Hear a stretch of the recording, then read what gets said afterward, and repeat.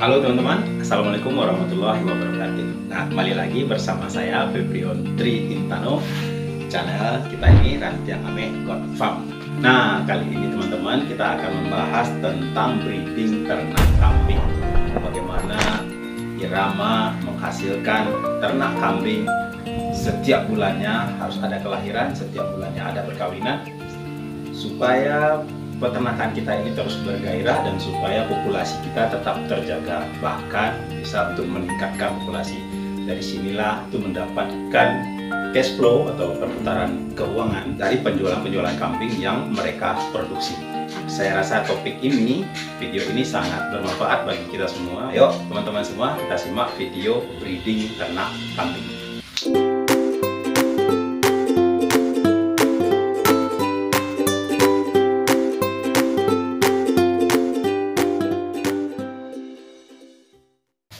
Banyak orang yang menyatakan bahwa usaha breeding peternakan kambing ini sangat sulit sekali.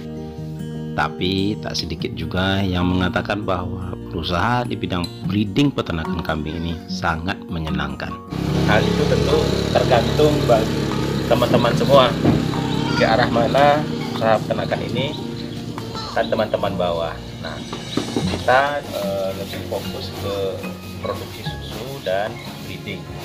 Tanpa breeding tidak ada susu, tanpa breeding tidak akan ada perkembangan usaha. Nah, jadi kali ini video kita akan membahas apa saja yang harus kita ketahui sebagai seorang peternak dalam melaksanakan breeding atau usaha pembibitan ternak kambing. Saat ini eksploitasi terhadap ternak kambing terus terjadi dan meningkat drastis, seperti pemotongan terhadap induk betina produktif dan penjualan bibit yang tidak terkendali. Nanti pada suatu saat jika tidak ada usaha yang bergerak di bidang breeding, nah disitulah akan terjadi timbulnya kelangkaan dari bibit. Breeding ini adalah ilmu dasar dari sebuah peternakan. Namun ada juga beberapa peternak kita yang enggan melaksanakan kegiatan ini. Breeding suatu kegiatan yang berkesinambungan dan juga tentunya membutuhkan waktu yang lumayan lama. Perputaran uang kan agak sedikit lambat. Breeding tentunya diawali dengan perkawinan. Teman-teman semua juga harus mengetahui ilmu dalam perkawinan ternak ini, bahwa dalam siklus perkembangan seekor ternak itu ada beberapa fase. Contohnya dari fase awal dilahirkan, fase cempe, menyusui, sampai fase lepas menyusui atau lepas sapi. Kemudian ada fase di mana kematangan kelamin dari ternak tersebut berimbang dengan kematangan tubuhnya. Jadi matang tubuh, matang kelamin. Nah, dalam fase itulah sebaiknya ternak kambing ini dikawinkan. Nah, seekor ternak kambing betina itu biasanya kita kawinkan di sini setelah berumur 9 bulan. Banyak juga peternak atau rekan-rekan yang lain yang mengawinkan ternak ini di umur 12 bulan ke atas. Nah, menurut yang sudah kita laksanakan di 9 bulan itu sudah bisa kita lakukan perkawinan ternak. Kapan seekor ternak betina bisa dikawinkan atau mau kawin? Tentunya setelah ternak ini mengalami birahi. Birahi itu adalah sebuah fase ternak itu kepengen kawin. Bahasa lugasnya, sederhananya seperti itu. Masa birahi kambing terjadi antara 24 sampai 48 jam. Nah, sedangkan masa birahi pada domba itu hanya 24 sampai 36 jam saja. Satu siklus estrus atau birahi pada kambing itu memerlukan waktu sekitar 20 sampai 21 hari. Nah, pada domba agak lebih pendek, hanya sekitar 16 sampai 18 hari saja. Nah, masing-masing ternak ini memiliki jumlah ovum yang berbeda di setiap ovulasinya, teman-teman. Apa ciri-ciri seekor ternak betina mengalami birahi tersebut? Dalam keadaan birahi itu, ternak betina biasanya agak sedikit gelisah, dia mengembek-embek, dan kalau didekatkan dengan pejantan, dia kejar pejantan tersebut dan ekornya ditibas-tibaskan. Nah, di organ reproduksinya terutama di kemaluannya itu sedikit lebih bengkak, sembab merah, kemerahan, dan kadang juga mengeluarkan lendir. Nah, teman-teman juga harus jeli dalam mengetahui embekan kambing tersebut. Bunyi embeknya itu seperti apa. Bunyi embek birahi tentunya berbeda dengan bunyi embek dalam kambing lapar. Berbeda dengan bunyi embek kambing terjepit. Tentunya juga berbeda bunyi embek ketika kambing mengalami sakit. Deteksi birahi ini teman-teman, salah satu faktor yang sangat penting menjadi perhatian kita, khususnya untuk kita yang berusaha di bidang breeding ini. Karena apa? Karena ketepatan mendeteksi birahi akan berpengaruh terhadap ketepatan waktu perkawinan. Nah, perkawinan pada waktu birahi yang tepat akan berpengaruh terhadap keberhasilan kebuntingan. Karena mengawinkan ternak ruminansia atau ternak kambing ini di luar waktu birahi sama aja sia-sia karena tidak akan terjadi kebuntingan. Oleh karena itu, kita peternak harus mengetahui tanda-tanda birahi agar tepat pada saat mengawinkan ternak kambing kita. Perkawinan yang terbaik adalah berkisar 12 jam setelah tanda-tanda birahi muncul. Jadi apabila kita telah mendeteksi ternak kita mengalami birahi pada pagi harinya misalnya, tentunya kita hitung 10 atau 12 jam berikutnya baru kita kawinkan ternak tersebut dengan pejantan terpilih. Ingat ya teman-teman, pejantan terpilih. Karena dalam usaha breeding ini tidak boleh perkawinan sedara. Makanya kita harus catat semuanya, dan pejantan yang kita gunakan tentunya pejantan yang mempunyai sifat unggul, libidonya bagus, dan daya tempurnya juga bagus. Perkawinan dapat juga kita lakukan di kandang koloni. Biasanya satu ekor pejantan bisa mengawini 10 ekor betina. Nah, pejantan ini bebas memilih. Tentunya dia akan mengetahui seekor ternak betina mana yang mengalami birahi, dan itulah yang dikawini oleh pejantan ini.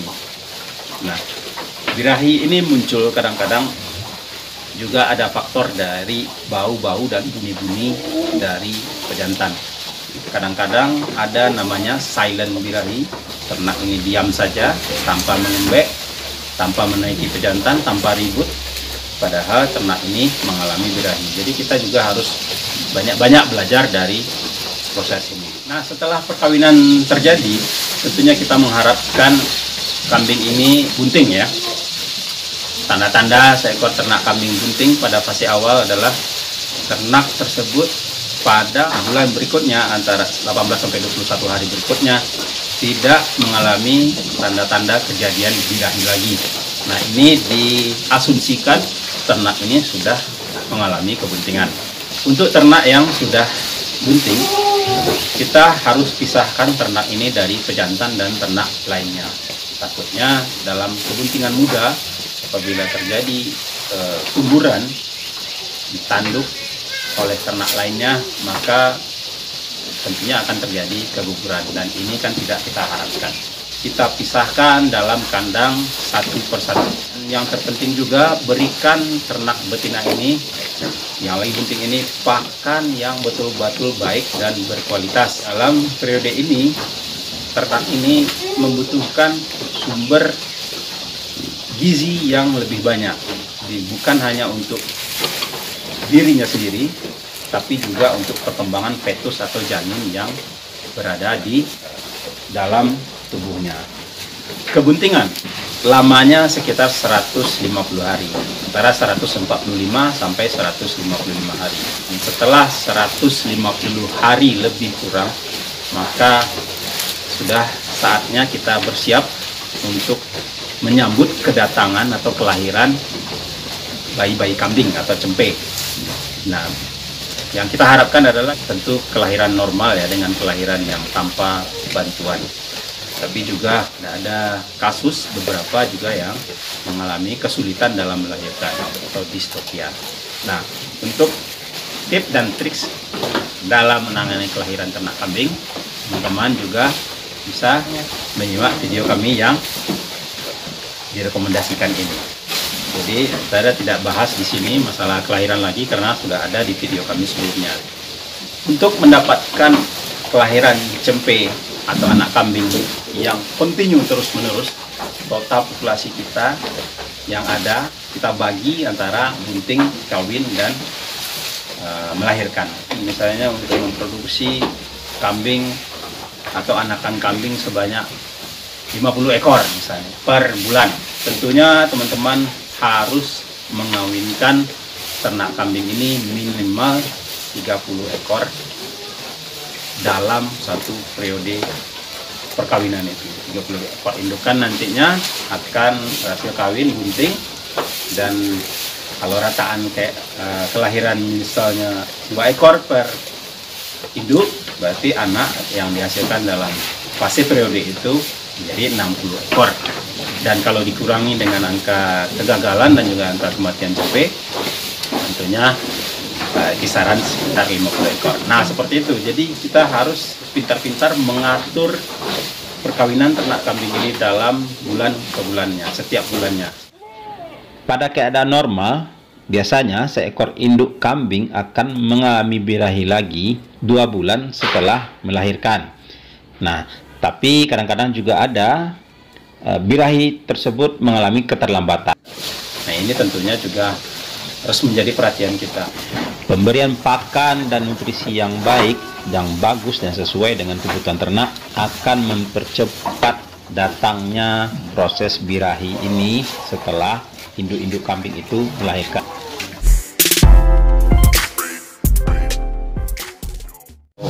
Untuk tingkat keberhasilan yang lebih baik, biasanya kami di sini di peternakan kambing Ranjang Ame memisahkan pemeliharaan antara induk itu dengan anak yang sudah dilahirkan. Teman-teman juga harus ketahui bagaimana cara menyusui, apa yang harus dilakukan. Nah, itu saya sudah bahas di video sebelumnya. Silakan teman-teman ikuti link video yang di atas tentang pembesaran cempe. Cempe ini adalah fase di mana periode pemeliharaan ternak sangat kritis. Banyak dari kita semua kambingnya beranak, tapi gagal dalam pembesaran cempenya. Ini juga menjadi perhatian khusus tentunya bagi kita semua. Nah, cempe setelah dilahirkan tentunya harus mendapatkan asupan susu si induk tadi. Bisa disusukan langsung ke induk, bisa juga disusukan dengan bantuan kita manusia. Teman-teman harus rajin-rajin melihat dari kambing tersebut dan disusui anaknya atau belum, apakah induknya mau menyusui anaknya atau tidak. Biasanya anak kambing itu selalu setiap setengah jam atau beberapa waktu dia mencari susu induknya. Nah, jika kita dapati susu induk ini tetap bengkak, tetap besar, sementara cempenya diam saja, berarti ini ada sesuatu yang harus kita teliti. Bisa jadi induknya tidak mau menyusui anaknya, atau bisa jadi si cempe tidak aktif dalam menyusu ke induknya. Nah, ini juga faktor kritis dalam pengembangan usaha breeding ini. Nah, di sini di peternakan kami kita melakukan pembesaran cempe di kandang yang di atas sana. Itu teman-teman bisa lihat, itu kandang cempe kita. Perlu juga diingat, kandang cempe itu harus benar-benar bersih dan kepadatan populasinya juga harus dijaga. Sebab seandainya kandang kurang bersih, maka lebih rentan terhadap penyakit, biasanya diare tadi ya. Jika kepadatan kandang pembesaran tadi sangat padat, biasanya rentan terhadap penyakit pneumonia atau radang paru atau penyakit pernapasan. Teman-teman juga harus memisahkan mana cempe-cempe yang mengalami sakit atau kurang sehat. Nah, semua jenis penyakit-penyakit ini tentunya menghambat dalam usaha pembesaran ternak kambing ini. Oh ya kawan-kawan, saya juga kelupaan tadi bahwa kita harus memilih induk yang mempunyai kemampuan beranak kembar. bisa kembar 2, kembar 3, atau bahkan ada di peternakan lain di tempat teman-teman kita yang kembarnya lebih dari 3. Nah, ini luar biasa. Di mana kita mengetahui hal tersebut? Tentunya dengan jalan pencatatan atau recording di usaha peternakan kita. Nah, induk-induk yang mempunyai potensi genetik yang bagus ini tentunya harus kita lestarikan. Ini yang harus kita kembangkan terus. Nah, kita pilih juga pejantan yang bagus, dilahirkan dari induk yang kelahiran kembar juga. Nah, tentunya ini yang dapat menghasilkan anak-anak kambing yang lebih banyak nantinya. Itu tadi video kami tentang bagaimana melaksanakan breeding peternakan kambing, khususnya pengalaman pribadi yang telah kita laksanakan bertahun-tahun di peternakan kami, peternakan kambing Ranciang Ameh. Mudah-mudahan kawan-kawan dapat memahaminya, dan mudah-mudahan ini bermanfaat bagi kita semua. Dan tak lupa jaga terus populasi kita, kembangkan terus populasi kita dengan mengawinkan ternak-ternak hidup kita dalam periode dan porsi yang teratur dan terukur. Tentunya itu kiat ya utama sekali dalam sebuah breeding. Tak lupa juga manajemen ternak lainnya seperti pemberian pakan yang baik, pakan hijauan, pakan konsentrat. Nah, itu nanti kita akan bahas di video-video selanjutnya. Salam sapa dari saya kepada teman-teman yang selalu menonton channel ini, dan juga teman-teman yang sudah subscribe, silahkan tonton terus. Nah, bagi teman-teman yang belum subscribe channel ini, silahkan subscribe untuk memberikan motivasi bagi kami untuk membuat video-video yang berkualitas selanjutnya, dan juga supaya teman-teman tidak ketinggalan mendapatkan informasi-informasi dari video-video kami. Sekian dulu kawan-kawan semua, saya Febrion Tri Intano dari peternakan kambing Ranciang Ameh, Nagari Bukit Batabu, Kecamatan Cangguang, Kabupaten Agam, Provinsi Sumatera Barat.